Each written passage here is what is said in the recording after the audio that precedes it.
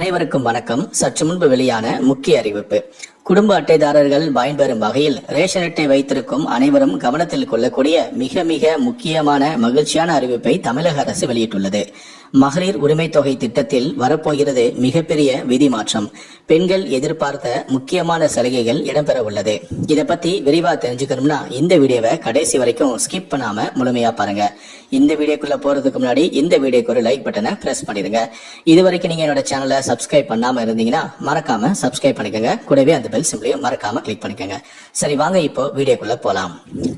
கலைஞர் மகளிர் உரிமை திட்டமானது விரைவில் மேலும் விரிவுபடுத்தப்பட உள்ளது. இந்த முறை இதில் கூடுதல் பயனாளிகள் சேர்க்கப்பட உள்ளதாக தகவல்களும் வெளியாகியுள்ளது. அதன்படி முன்பு முன்னாள் அரசு ஊழியர்களின் மனைவிகளுக்கு பணம் கிடைக்கவில்லை. அவர்களுக்கு இந்த முறை பணம் கொடுக்க திட்டமிடப்பட்டும் உள்ளது. அதே போல முன்னாள் கார்ப்பரேஷன் ஊழியர்களின் மனைவிகளுக்கும் பணம் கொடுக்க ஆலோசனை செய்யப்பட்டு வருகிறது. இந்த திட்டத்தில் கடந்த ஜனவரி மாதம் கூடுதல் பயனாளிகள் சேர்க்கப்பட்டுள்ளனர். இந்த திட்டத்தில் இந்த மாதம் இதே திட்டம் மறுவாழ்வு முகாம் பெண்களுக்கு விரிவுபடுத்தப்பட்டும் உள்ளது. அதற்கான ஆணையும் வெளியிடப்பட்டது. அதே போல இதுவரை விடுபட்ட பெண்களுக்கும் பணம் அனுப்பப்பட முடிவு செய்யப்பட்டும் உள்ளது.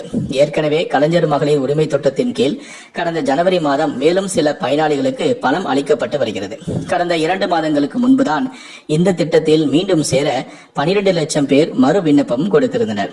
இப்போது 1,07 லட்சம் பேருக்கு இந்த பணம் தற்போது கொடுக்கப்பட்டு வருகிறது. தேர்தலுக்கு பின்னர் மேலும் சிலருக்கு இந்த திட்டத்தில் பணம் வழங்கப்படவும் உள்ளது. தேர்தலுக்கு பின் புதிதாக விண்ணப்பங்களும் ஏற்கப்பட உள்ளன.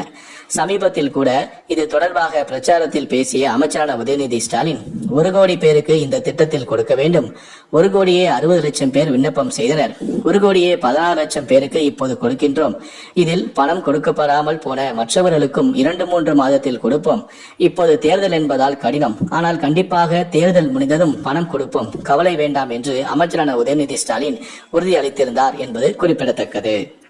கூகுளில் போயிட்டு கலைஞர் மகளிர் உரிமை தொகை திட்டம் சொல்லிட்டு KMUT சொல்லிட்டு டைப் பண்ணிங்கனாக்கா அதுக்கான வெப்சைட் ஓப்பன் ஆகும். அந்த வெப்சைட்டில் பார்த்தீங்கன்னாக்கா இது வரைக்கும் நம்ம அப்ளிகேஷன் ஸ்டேட்டஸ் செக் பண்ணாமல் இருந்த நிலையில் இப்போ பார்த்தீங்கன்னாக்கா உங்களுக்கு அப்ளிகேஷன் செக் பண்ணதுக்கான நிலை அறிய சொல்லிட்டு உங்கள் விண்ணப்பத்தின் நிலை அறியன்றது கொடுத்துருக்காங்க. இதை வந்து அப்ளிகேஷன் செக் பண்ணதுக்கான ஆப்ஷனும் ஓப்பன் பண்ணி கொடுத்துருக்காங்க. இந்த வந்து பார்த்தீங்கன்னாக்கா இந்த அப்ளிகேஷன் உங்களோட அப்ளிகேஷன் என்ன காரணத்துக்காக நிராகரிக்கப்பட்டது, இப்போ நீங்கள் ஆல்ரெடி வாங்கினே இருந்தீங்க, அவங்களுக்கு இந்த தகவல் கொடுத்துருக்காங்க. பொதுமக்கள் உள்நுழைவுன்னு சொல்லிட்டு இருக்கு பாருங்கள்.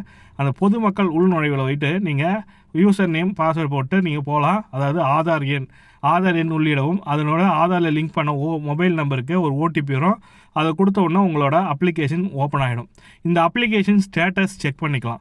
அப்ளிகேஷன் ஸ்டேட்டஸ் வந்து செக் பண்ணிங்கனாக்கா இதை பேஸ் பண்ணி தான் நீங்கள் செக் பண்ணுற மாதிரி இருக்கும். அந்த கலைஞர் மகளிர் உரிமை தொகை வெப்சைட்டில் இந்த ஸ்டேட்டஸ் செக் பண்ணதுக்கான ஆப்ஷன் வந்து இப்போ ஓப்பன் பண்ணி கொடுத்துருக்காங்க. இந்த ஓப்பன் பண்ணதால என்னென்னா உங்களோட அப்ளிகேஷன் நிலை தெரிஞ்சுக்கிட்டு அதை பேஸ் பண்ணி நீங்கள் புதிய விண்ணப்பிக்கும் போது அந்த நிராகரிப்பு செய்யறதுக்கான காரணம் பூர்த்தி அடையும் மாதிரி நீங்கள் புதிய விண்ணப்பம் தொடங்கலான்ற மாதிரி கொடுத்துருக்காங்க.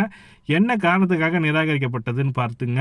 இப்போ பார்த்தீங்கன்னாக்கா உங்களோட 4 சக்கர வாகனம் இருக்குது, இல்லை யூனிட் அதிகமாக ஓட்டியிருக்கீங்க, அப்படின்னா நீங்கள் இன்கம் டேக்ஸ் ஃபைல் பண்ணியிருக்கீங்க, இப்படின்ற மாதிரி நிறைய பேர் சொல்லியிருக்காங்க. அதுவும் இல்லாத தேர்தலில் பார்த்தீங்கன்னாக்கா மக்கள் வந்து நிறைய பேர் குறையாவே சொல்லிட்டு இருக்காங்க. தகுதியானவர்கள் மட்டும்தான் கொடுக்கப்படுன்றீங்க, ஆனால் நாங்களாம் தகுதி இல்லாதவர்களான்ற மாதிரி தமிழக முதலமைச்சரிடமே ஒரு பெண் தொழிலாளி வந்து கேள்வி கேட்டிருந்தாங்க. அதற்கு வந்து தகுந்த நடவடிக்கை எடுக்கப்பட சொல்லியிருந்தாங்க. அந்த நடவடிக்கை தான் இப்போ பார்த்தீங்கன்னாக்கா அப்ளிகேஷன் செய்திருக்காங்க. செய்த தங்கள் ஆதார் எண் எங்களிடம் தரவு பட்டியலில் இல்லை சொல்லி கொடுத்துருக்காங்க பாருங்க. இந்த நிலையினால தான் உங்கள் அப்ளிகேஷன் ரிஜெக்ட் ஆயிருந்ததுன்னா இப்போ உங்களோட ஆதார் எண்ணை இணைக்கும்படி கேட்டிருக்காங்க. இதை பேஸ் பண்ணி நீங்கள் அப்ளிகேஷன் ஸ்டேட்டஸ் செக் பண்ணிங்க. இந்த தகவல் தான் உங்களுக்கு தரணும்னு நினச்சேன். இந்த வீடியோ பிடிச்சிருந்தால் லைக் பண்ணுங்கள், கூடிய சப்ஸ்கிரைப் பண்ணுங்கள். தேங்க்யூ.